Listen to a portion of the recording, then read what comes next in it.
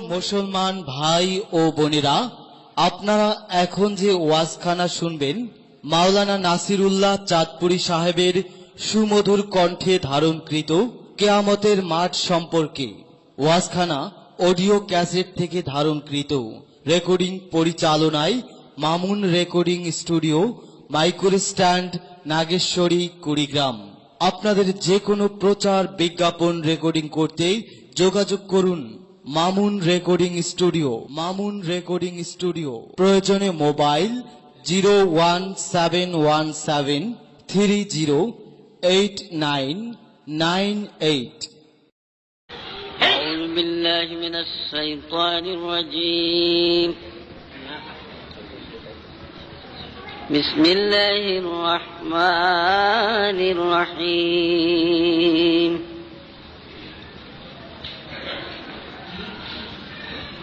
ألم تر كيف فعل ربك بأصحاب الفيل؟ ألم يجعل كيدهم في تضليل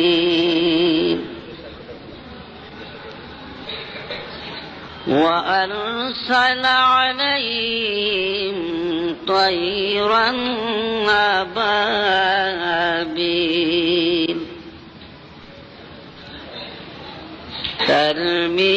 ترميهم بحجارة من سجيل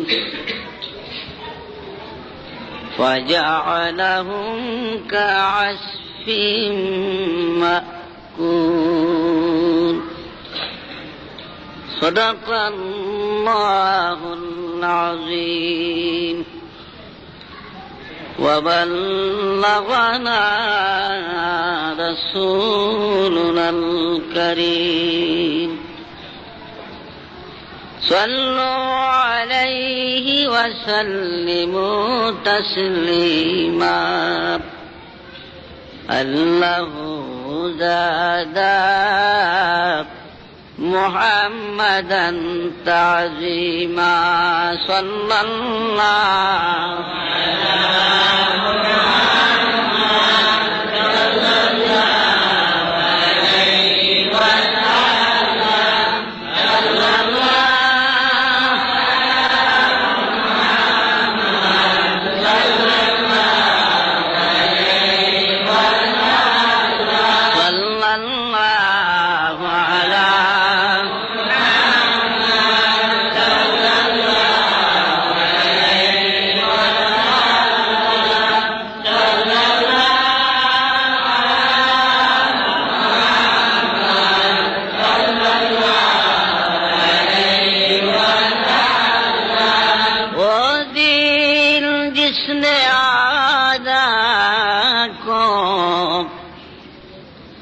اخوان بنایا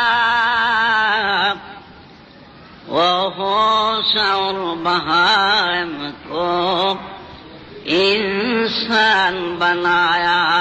صلی اللہ علیہ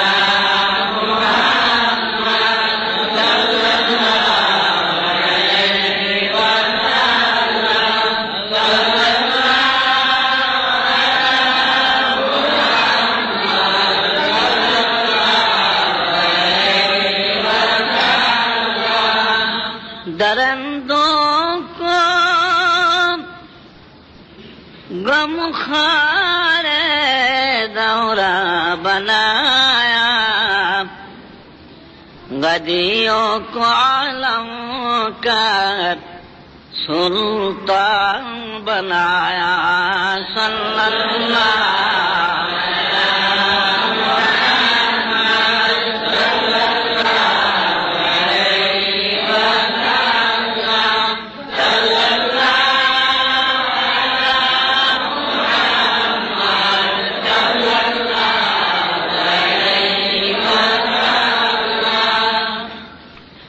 جن کو آنے کی خبر حضرت عیسیٰ نے دی،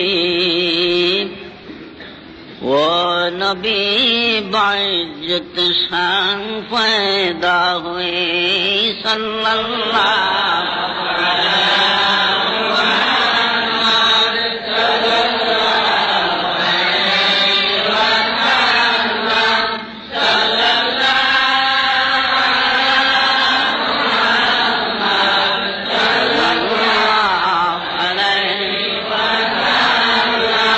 بلغ العلا بكماله كشف الدجى بجماله حصلت جميع خصاله صلوا عليه बुत सनम खानों में कहते हैं कि मुसलमान गए है खुशी उनको के काबे के निगाहबान गए बलगल उलाद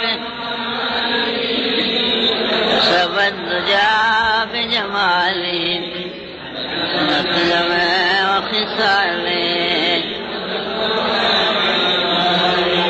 मंजिले दहर से ओटों का हुदी खान गए और अपनी बगलों में दबाए हुए कुरान गए बलगल उलाब सबद जाब जमाली सुनतमे वखिसाली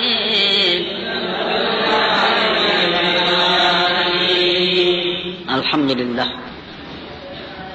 মহান আল্লাহর দরবারে লাখো কোটি শুকরিয়া যে মহান আল্লাহ আমাদেরকে মানুষ বানিয়েছেন। সবাই বলে আলহামদুলিল্লাহ। এই পৃথিবীতে আল্লাহর দেওয়া যত নেয়ামত সমস্ত মানুষের জন্য। বাস গাড়িতে চড়ে মানুষ, জাহাজ নৌকাতে চড়ে মানুষ, উড়োজাহাজে চলে মানুষ, দুনিয়ার যত আরাম আয়াস মানুষের, দুনিয়ার যত ভালো সুখাদ্য সব মানুষের, দুনিয়ার ভোগ বিলাস হীরা স্বর্ণ রূপা যত কিছু আছে সবই মানুষের জন্য। আর মানুষ ছাড়া এই পৃথিবীতে যা কিছু আছে সবই মানুষের খাদেম, মানুষের গোলাম।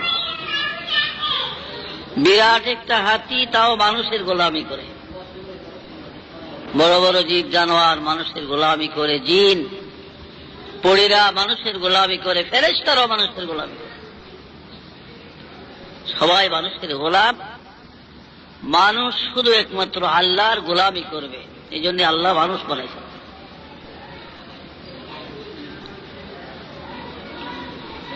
তো যাই হোক, আজকে পবিত্র শবে বরাতের রাত্র, শবে বরাতের রাত্রটারে আমাকে বাংলাদেশ সরকার আউলিয়া ফেলেছে।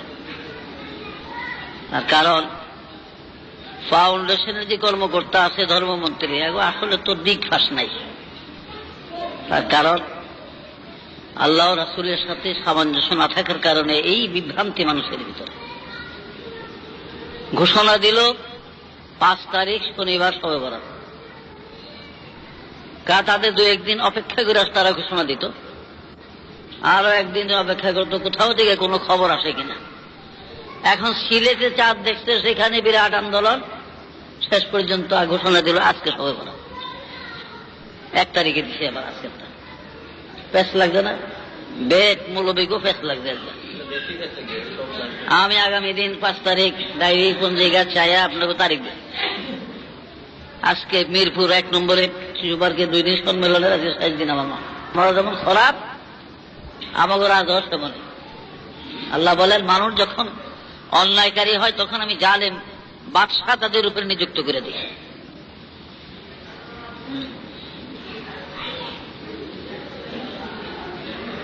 আমরা মুসলমান, আমরা দেখি না তথাপি আল্লাহকে বিশ্বাস করি। নবীজিকে আমরা দেখি না, বহু দূরে আমাদের নবীজির দেশ। কোরআন হাদিসের মাধ্যমে, আলেমদের মাধ্যমে, পীর বুজুর্গানে দ্বীনের মাধ্যমে নবীজির কথা শুই না, রাসূলের একটা দুঃখের কাহিনী শুনলে আমাদের চোখ দিয়ে পানি পড়ে, আমাদের মহব্বত লাগে। আমাদের নিজস্ব অনেক আত্মীয় স্বজনের দুঃখের কথা শুনলেও আমাদের মন গলে না, আমাদের চোখে পানি আসে না।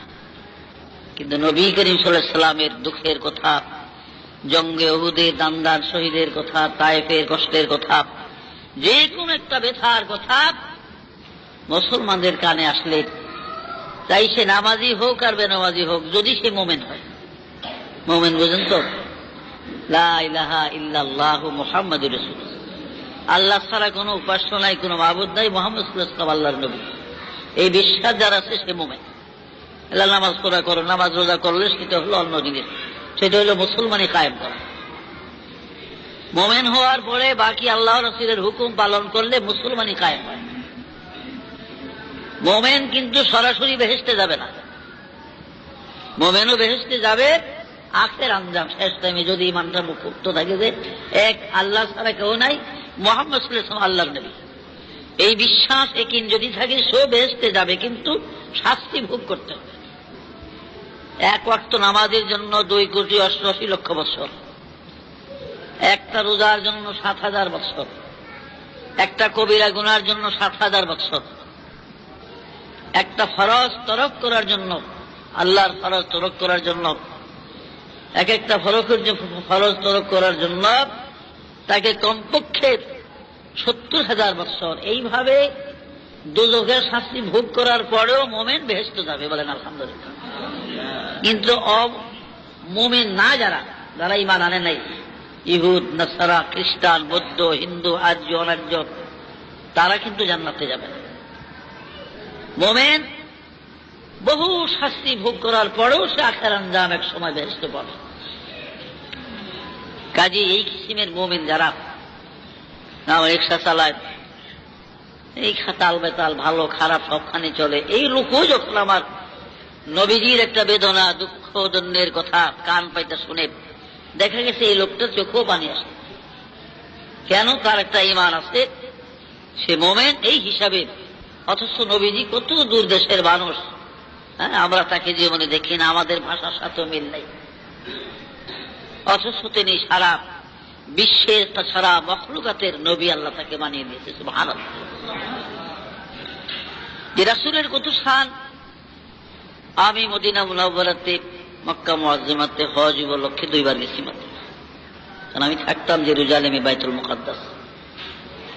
তো বাইতুল মুকাদ্দাস ইউনিভার্সিটিতে ভর্তি হওয়ার আগে দামেস্ক একটা কোম্পানিতে কয়েকদিন চাকরি করছিলাম, প্রায় 1 বছরের মতো। ইয়ারমুক ট্রান্সপোর্ট কোম্পানি, একটা কোম্পানিতে। এই কোম্পানি প্রতি বছর 10 জন করে লোক হজ করাইতো, তার নিজের টাকা দিয়ে, লটারির মাধ্যমে। কোম্পানির যারা কর্মচারী সবার নাম দিত, লটারি উঠতো 10 জনের জন্য মাত্র। আল্লাহর কি হিকমত! 67তে 65তে আমি চাকরিতে ঢুকলাম। ওই বছরই আমি চাকরি বেশি মাস তিনিক, বেশি মাত্র 3 মাস। 3 মাস পরে হজের সিজন আসলো, নাম দিলাম, আল্লাহর মেহরবানি লটারি তো উঠে গেছে, কোম্পানির পয়সা দিয়ে হজে গেলাম। তো কথাটা ছিল এই, বাবে জিবরাইলে যখন বসতাম বিকালের দিকে, মাঝে মাঝে একটা দৃশ্য দেখতাম। মদিনার থেকে উত্তর পূর্ব দিকে উহুদের পাহাড়, উহুদের পাহাড়ের থেকে দক্ষিণ পূর্ব দিকে হলো জুল হালিফা। এখানে অনেক বাগান, খেজুরের, আপেলের, কমলা, লেবুর, বিভিন্ন বাগান। এখানে অনেক কবুতর, অনেক পাখি, আবাবিল, হুদহুদ পাখি, বিভিন্ন পাখির এখানে বসবাস করে।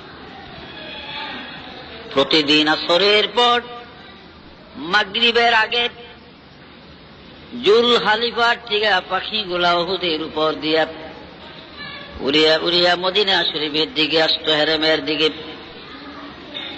আর ওই পাখিগুলি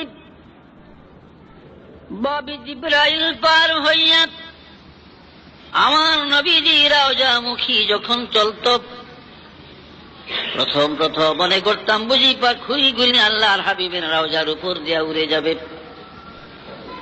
কিন্তু নবীজি রওজায় পাকের কাছাকাছি আসলে পাখিগুলা তাদের ডান দিকের পাখাটা একটু নিচা করিয়া পশ্চিম দিক দিয়া ঘুরিয়া পাখিগুলা দক্ষিণ দিকে উড়িয়া যাইত। একদিন ওরা রাসূলেরাও যার উপর যে একটা পাখি উড়ে না। সুবহানাল্লাহ। আমার নবীজিকে কত ভালোবাসে, কত তাজিম করে। তো সেই নবীজির উম্মত আমি আপনি আজকে সেই রাসূলকে ভুলে গেছি, নবীর তরিকা ভুলে গেছি। আমরা সবে বরাত বুম ফুটায়, ফটকা মারে, ওই তো এখনো দেখা যায় ফেরহামানে মারে। বাইতুল মুকাদ্দাস সবে বরাতে, সবে কদরে ছোট্ট ছোট্ট বাচ্চারা দেখছি আতর কিনে, খালি আতর। ওরা পয়সা পেলে কি আতর কিনবো, পয়সা পাইলেই ওরা আতর কিনবো। আতর আইনে নিজে লাগাইবো, যারে খাইব হেরে লাগাইবো, মসজিদও গড়ব, শরীরও লাগাইব, কাপড় লাগাইব, বাস 5 টাকার আতর শেষ, আবার কিনবো। আর আমাকে ওই বাংলাদেশের পোলা আইনে পয়সা পাইলে খালি বোম কিনে, বোম কিনে মানুষের নাক মুখ বেড়ে মারে, কাপড় চোপড় বেড়া, শরীর মারে। বাপ মা কোনো বাধা বিঘ্ন দেয় না, করে তো বেশিরভাগ বড় লোকের গোলা ভাই। গরিব বেশি কিছু করানো পারে না, করলে তো মহল্লা ছাইরা যাও না। আল্লাহ মাফ করো ভাইরা আমার, আমরা অস্থায়ী জগতের বাসিন্দা। গুরুস্থান যেখানে যেখানে আছে, এখানে গুরুস্থান আছে। প্রত্যেকটা গুরুস্থানের কাছে গেলে দেখবেন কত মানুষ, কত কবর। এই লোকগুলি আমাদের মতো এরকম মসজিদে নামাজ পড়তো, আমাদের মতো বাস গাড়িতে চলতো, ব্যবসা বাণিজ্য করতো, কাজকর্ম করত। একদিন এই দেশে তারা বিচরণ করত। আজকে মানুষগুলি কবরে এতিমের মতো পড়ে আছে। जिनकी महलों में हजारों रंग की फानूस थी, जिनकी महलों में हजारों रंग की फानूस थी, झारों की कब्र पर है और निशा बाकी नहीं, झारों की कब्र पर है और निशा बाकी नहीं।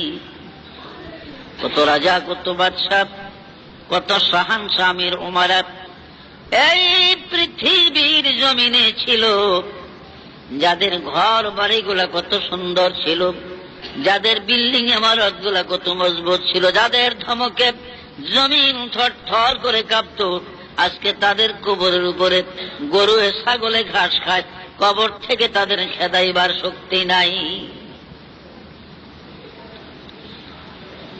তো ভাইরা আমার, আমরাও একদিন এই দুনিয়া ছেড়ে চলে যাব। বাড়ি ঘর এভাবেই থাকবে। ये चमनियों ही रहेगी और हजारों बुलबुलें, ये चमनियों ही रहेगी और हजारों बुलबुलें, अपने अपनी बोलिया सब बोल कर उड़ जाएगा, अपने अपनी बोलिया सब बोल कर उड़ जाएगा। এই দুনিয়ার বাগান এভাবেই সাজানো থাকবে, কিন্তু বাগানের মালি বদলাইব, বাগানের বুলবুল বদলাইব। মসজিদ থাকবে, কমিটি বদলাবে, ইমাম বদলাইব, মুয়াজ্জিন বদলাইব, কি বলেন ঠিক না? কিন্তু আজান একরকমই হবে কিয়ামত পর্যন্ত। আজান বদলাইব, আজানের আওয়াজ, আজানের নিয়ম বদলাইত না। এই মেহরাবে কিয়ামত পর্যন্ত, এই মেহরাবে কত ইমাম দাঁড়াবে, কত ইমাম দাঁড়াইব এই মেহরাবে। হ্যাঁ, কয়েক কিছু ইমাম তো গেছে, ও গিয়ে বিদায় দিয়ে কবর হয়ে গেল, গেছে বিদায় হয়ে গেল।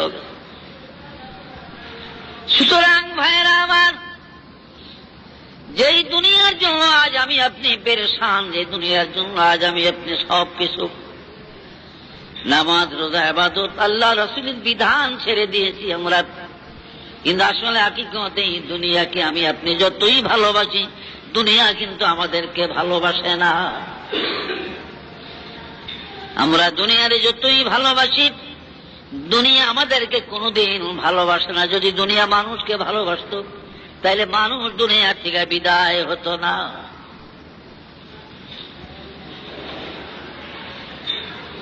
আমার নূহ নবী 1400 বছর হায়াত পেয়েছেন তিনি, আজকে 6500 বছর কবরে। আদম নবী 1000 বছর হায়াত পেয়েছেন, আজ 8500 বছর তিনি কবরে। সুতরাং এই কবরে আমার আপনার সবার যেতে হবে। আলী রাদিয়াল্লাহু আনহু বলেন, ইযা হামালতা ইলাল কুবুরি জানাজাতান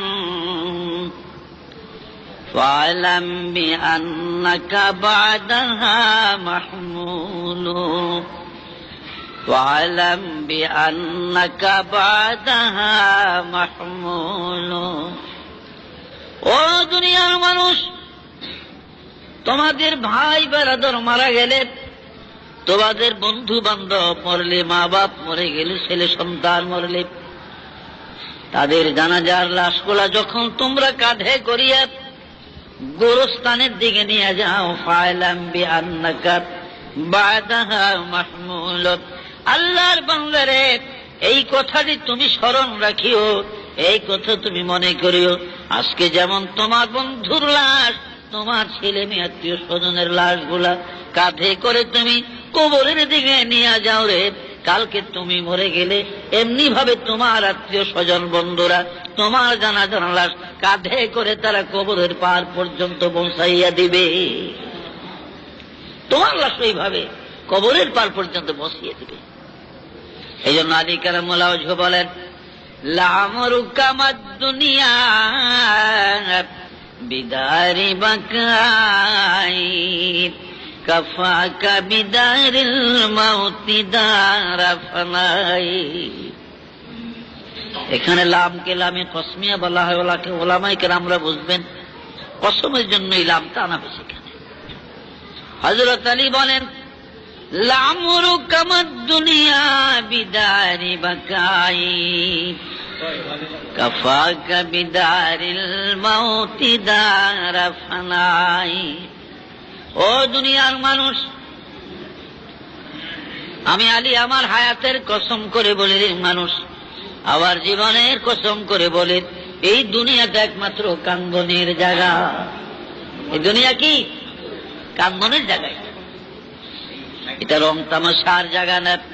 जगह जी लगाने के लिए ये दुनिया नहीं है, जगह जी लगाने के लिए ये दुनिया नहीं है, ये इबरत की जा है तमाशा नहीं है।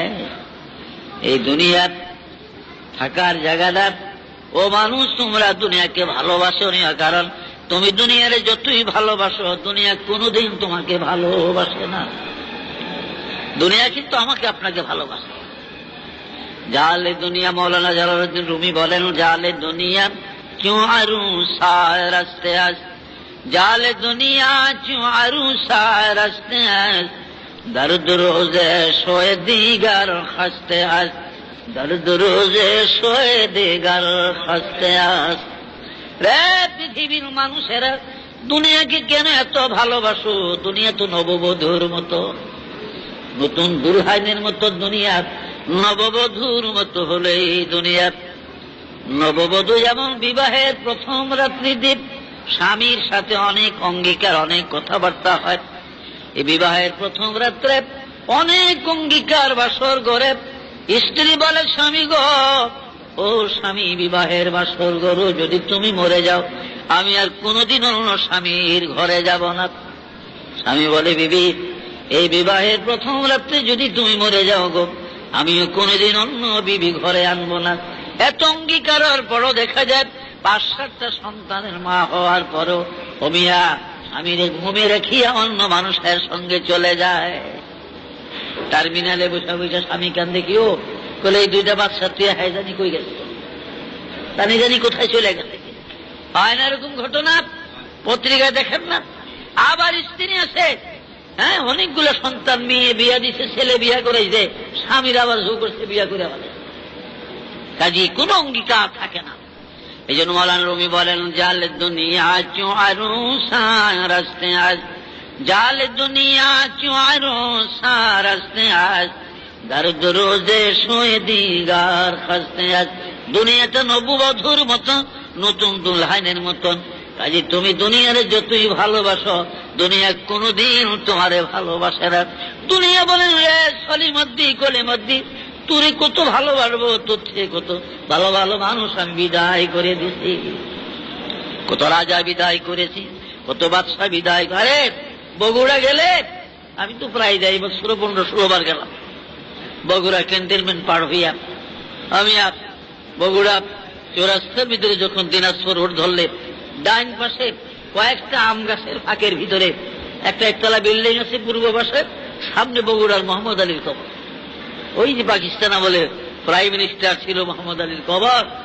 কয়েকদিন আগে দেখলাম কবরটা তো আগে তো সুনামুনা ছিল, তাও নাই, তাহলে মালা ঘুরে গেছে।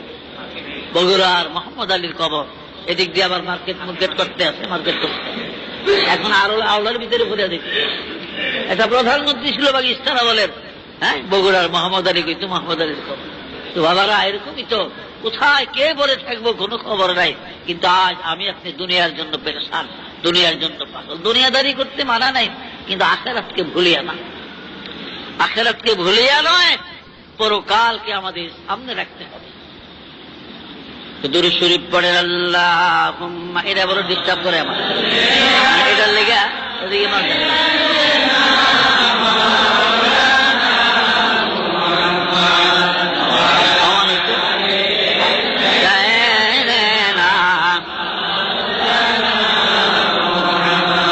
আল্লাহুম্মা সাল্লি আলা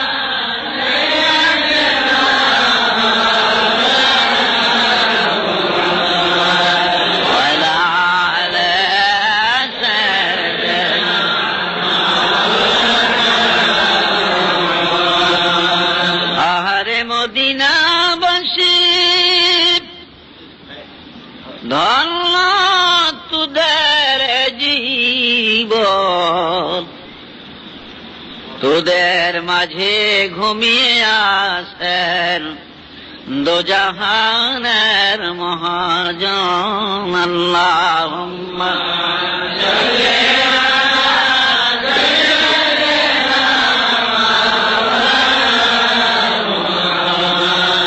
মৃত্যুর হাত থেকে বাঁচবার কোনো পথ নাই, কোনো রাস্তা নেই, মরতেই হবে, ইচ্ছা থাকুক আর না থাকুক। আমার আপনার ইচ্ছা থাকলেও মরণ আসবে, না থাকলেও মৃত্যু আসবে, পলাইবার কোনো পথ নেই। আমার আল্লাহ পাক বলেন, বিসমিল্লাহির রহমানির রহিম, আইনামা তাকুনু ইউদরিকুমুল মাউত ওয়ালাউ কুনতুম ফি বুরুজিম মুশাইয়াদা। আল্লাহ বলেন, এই বাংলা, মৃত্যুর ভয়ে, মৌতের ডরে তুমি দুনিয়ার যেখানেই থাকো না কেন, যথায় লুকাও না কেন, শামের বাদশা আব্রাহার মতো যদি শক্ত লোহার মজবুত সিন্দুকের মধ্যে লুকাও, আমার আজরাইল তোমাকে ওই সিন্দুক থেকে ধরে নিবে, এই দুনিয়ার জমিনে থাকতে দিবে না, কোথাও পলাইবার পথ নাই। সাদা মর্দে सस्त गाय है दर रसीद बरसरे आदल सुलाइमानी दबीत। মসনবী শরীফে আছে, একদিন শাস্ত্রের নামাজের সময়, শাস্ত্র বুঝেন তো, বেলা 9-10টার দিকে, ফজরের পরে বেলা উঠলে পরে ইশরাক, আর মাগরিবের পরে সুন্নত 2 রাকাত, সুন্নতের পরে 6 রাকাত আওয়াবিন, এটা বুজুর্গ আলে দিনদার। তো বুজুর্গানের দিন না এক মুসলমানে পড়লেই উপকার হয়, স্বভাব আছে। তো সেলসেলাভুক্ত যারা তারাই আমল করে বেশি। আর 9টা-10টার সময় পড়া হয়, এটাকে শাস্ত্রের নামাজ হয়, 12টার আগ পর্যন্ত। ঠিক এই শাস্ত্রের সময় একটা লোক কম্পিত ভাবে কাঁপতে কাঁপতে হযরত সুলাইমান নবীর দরবারে হাজির। সুলাইমান আলাইহিস সালাম জিজ্ঞেস করে, কি হয়েছে তোমার? লোকটি বলে, হুজুর, এই মাত্র কিছুক্ষণ পূর্বে আমার ঘরের দরজার সামনে এমন একটি লোক আমি দেখলাম,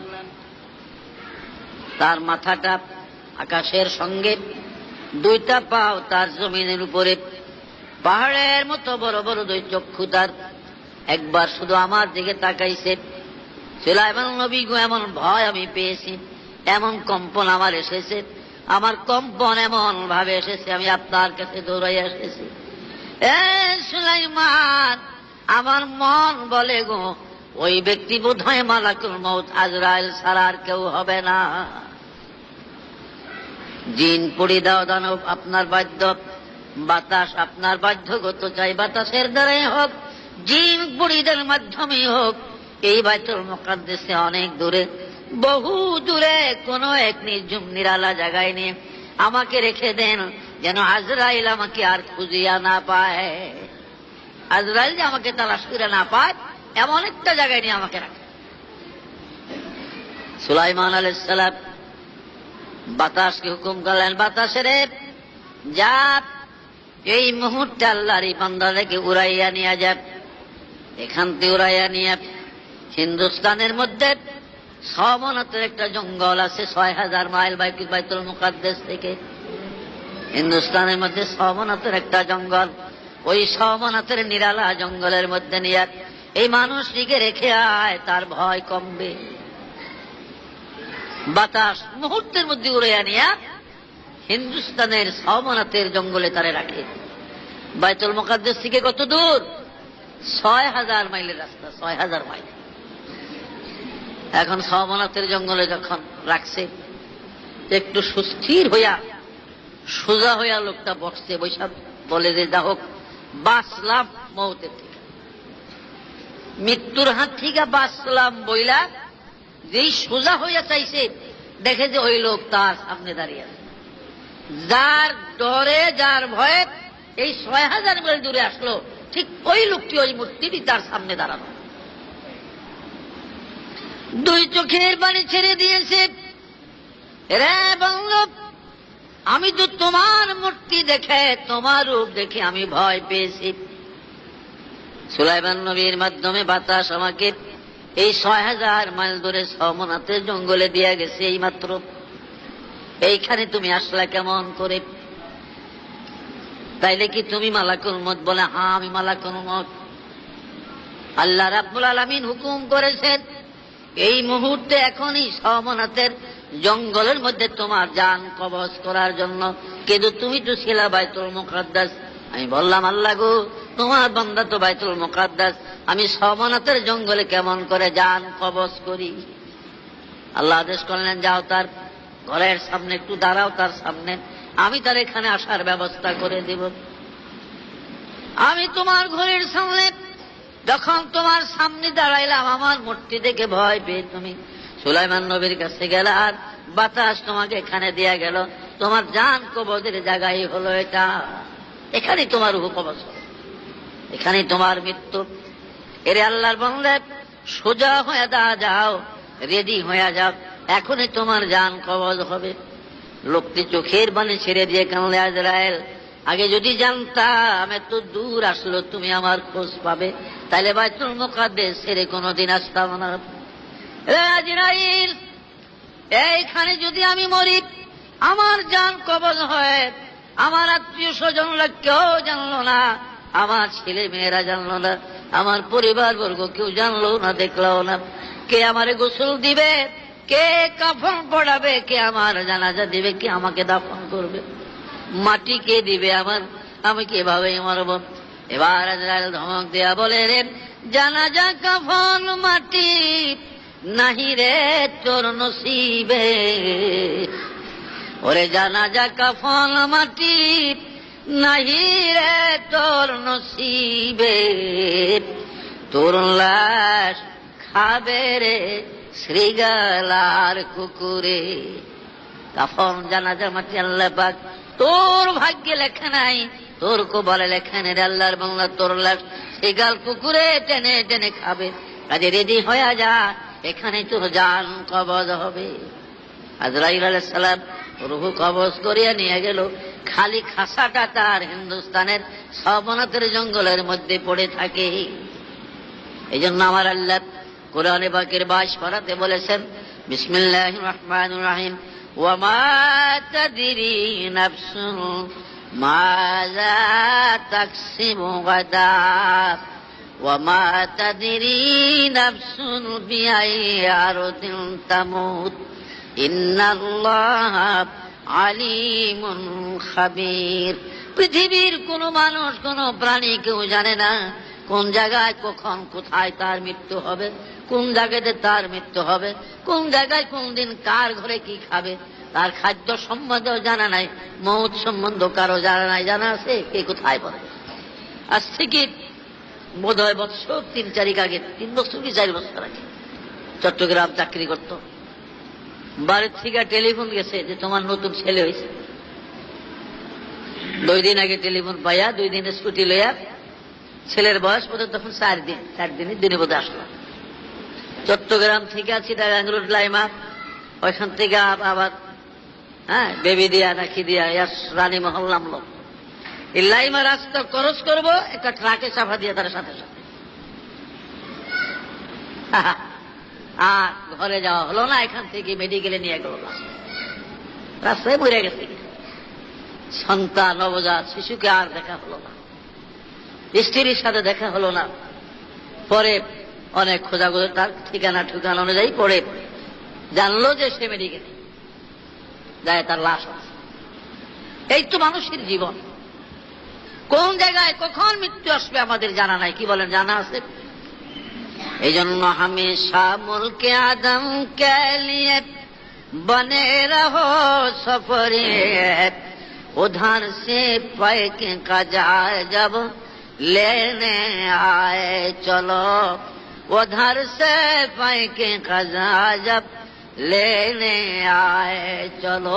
মানুষ কখন মৃত্যু আসবে যখন তোমার জানা নাই, তখন সব সময় তুমি মৌতের জন্য প্রস্তুত থাকিও, সব সময় রেডি থাকিও। যখন আজরাইল আসে, যখন মালাকুল মউত আসে, তখনই জানো এই জবানে জারি হয় লা ইলাহা ইল্লাল্লাহ মুহাম্মাদুর রাসূলুল্লাহ সাল্লাল্লাহু আলাইহি ওয়াসাল্লাম। আর মউত বড় কষ্ট। আমার আপনার নবীজি তিনি ইন্তেকাল হয়েছে না, কি বলেন? মুহাম্মদুর রাসূলুল্লাহ সাল্লাল্লাহু আলাইহি ওয়াসাল্লামের চেয়ে আল্লাহর কাছে সম্মানিত আর কেউ ছিল? 2,24,000 পয়গম্বরের মধ্যে পৃথিবীর আউলিয়া দরবেশ, রাজা, বাদশাহ, হাজী গাজী, আমার নবীজির থেকে সম্মানের কেউ ছিল? কেমন সম্মানের?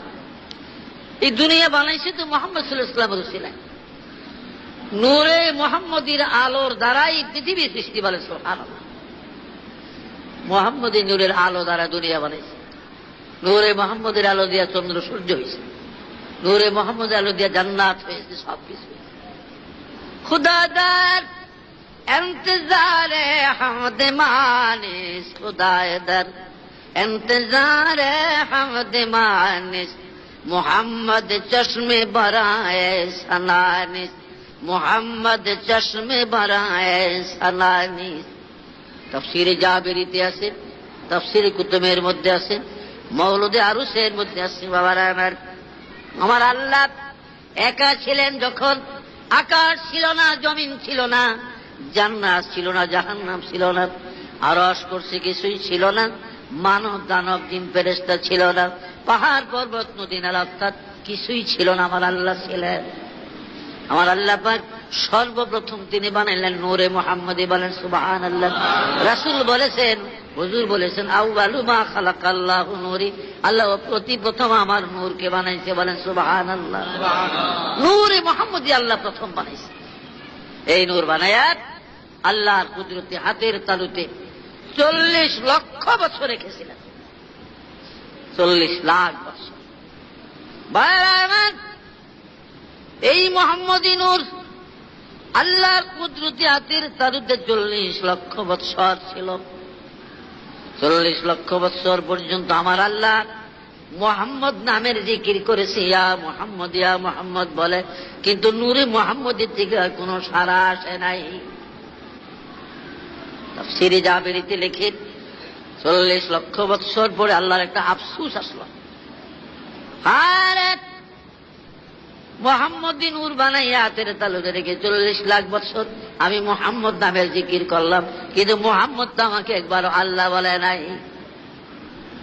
এই কুদরতি একটা আফসুস আসে, আল্লাহর কুদরতি চোখের থেকে 2 ফোঁটা পানি মোহাম্মদী নূরের উপরে যখন পড়ে, এবার নূরের জবান খুলে যায়, ইয়া আল্লাহ, ইয়া আল্লাহ বলে এবার মোহাম্মদী নূরের থেকে আওয়াজ আসলো, বলে সুবহানাল্লাহ। মায়েরা আমার, মিয়ানে आशिक माशों कराऊं जे इसकी रामन कातिबीरा हम खबर नहीं।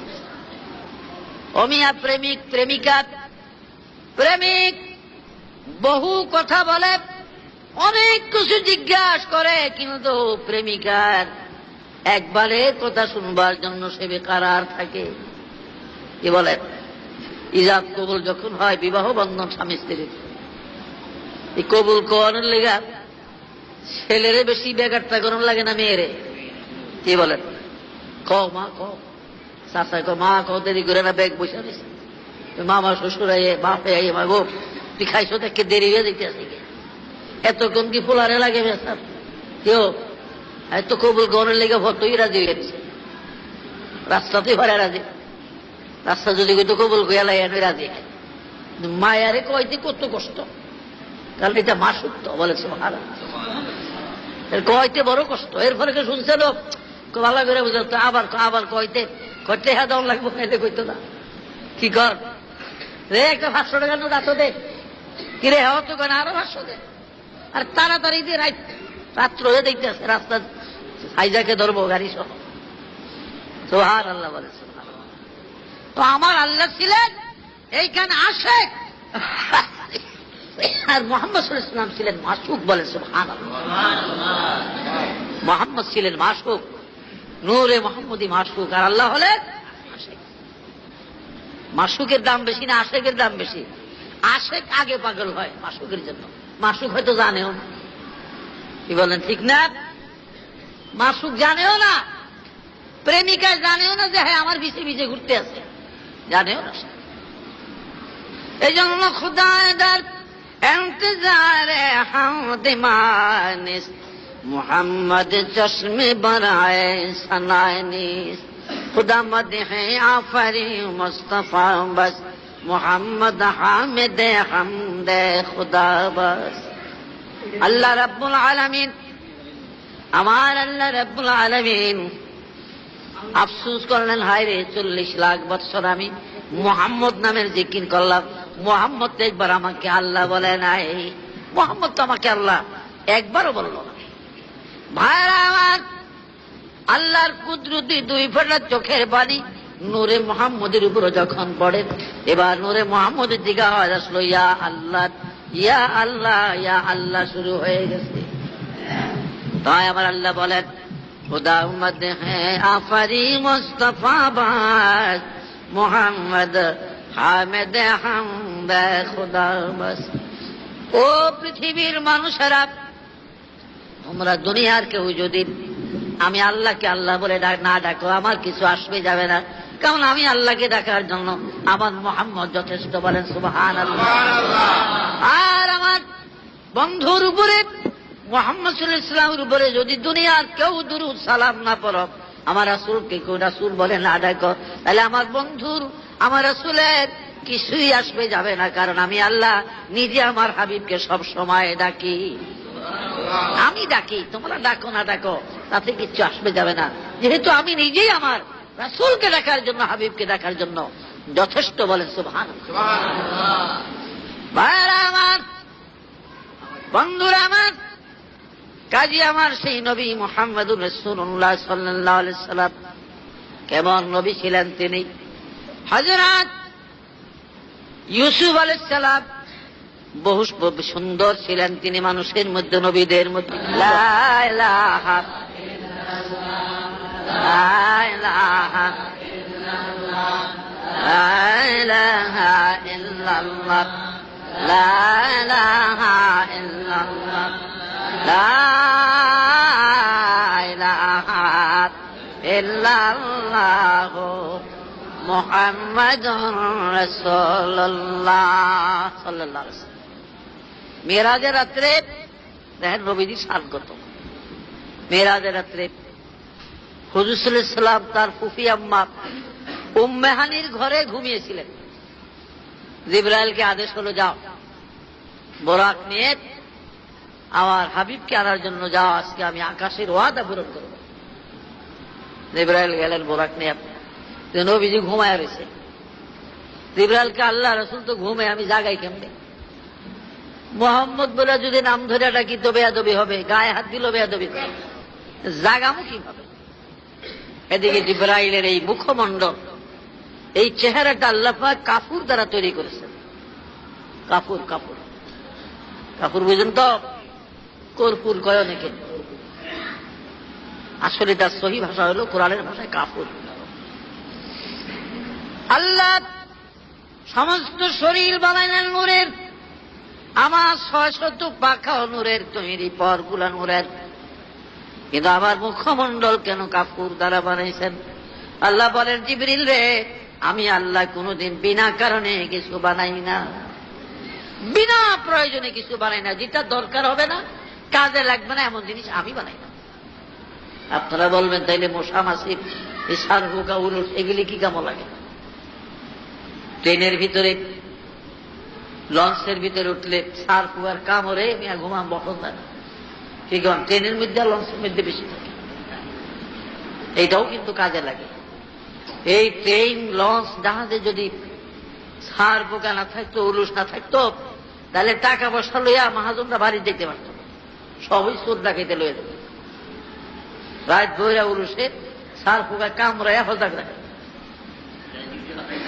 সদরঘাট আজ থেকে ৭-৮ বছর আগের ঘটনা। একটা ছেলে অল্প বয়সের, ওর সার পোকা মারেন না, মেশিন আছে আমার কাছে, ১ টাকা করে আপনারা টাকা হাতে লন, ১ টাকা পর থেকে হাতে দেব, সার পোকা মারো না। আমি চাই রয়েছি, আমি আর কিনি না, কারণ আমি আরো অনেকদিন তো ঢাকা আসা যাওয়া করি।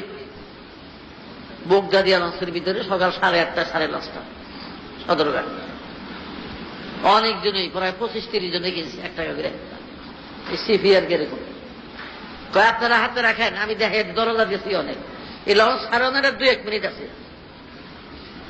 একবারে গেছি দরজা গিয়া, আমি দেখিয়া দিই কেমনে মারবেন, কলয় শালা ওই সার পোকাটারে ধরে আনবেন তো, ওটারে ধরে চিবাটার মধ্যে একটা টিপ দিবেন, শালা মরে যাবো, গেলাই মেঘা লইবে। আচ্ছা, মাসে যদি সার পোকা ধরতেই পারে তো ওর একটা সিভি কিনুন লাগে নি স্যার, কত বড় সালাক দেয়। এরকম সিন্ডির মধ্যে একটা সিভি কাঠের একটা ইয়ার আছে ভিতরে, মানে এটার ভিতরে দিয়া সার পোকা ধরে হেন দিয়া তো টিপ দিবেন, মরে যাবো। এই বুদ্ধি দিয়ে গেল গিয়া একটা করে লয় বেড়ালে এটা করলো কি? আর এটা দরটা আমি যদি হারি তো এটা মারতে কোনো অসুবিধা আছে? ফাও দিয়ে ডলা দিলে তো মরবো। সার পোকার মেশিন বের করছে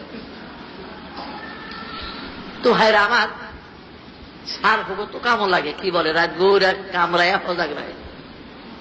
মশা, নতুন বউ, গলায় সোনার হার ঘুমাইয়া রয়েছে, সোরা শিন কেটে ঘরে ঢুকছে, বউর সোনার হার নিয়ে যাবো খুলা, ঘুমের মধ্যে বউ সোরা হাত বাড়াইছে, হাত সোরা নিব সিরা, এদিকে বউর গালের মধ্যে দিছে মশায় কামড়। ওই ঘুমের তালে নিজের গালে নিজে মশারে দিছে, থাবর থাবর গিয়ে মিস্টার সোরার গালের মধ্যে লাগে। আর সোরা এদের দৌড়ো সর্বনাশ, কেম্বেরে দেখলো এই অন্ধকারের মধ্যে বউ আমার, বউ কোনো আরো দেখছে মশা মারছে, হয় মশা নিজের গালে থাবর দিতে মশা। তাহলে মশাটাও দরকারি, দরকারি না? এই মশা না থাকলে এই বউ সোনার হার নিত, তার একটা অন্য পুরুষে তার গায়ে হাত দিত, নিত তো পারলই না মশার উচিলা, এবার মাঘ না একটা খাবার হয়ে গেল আর সোরায়।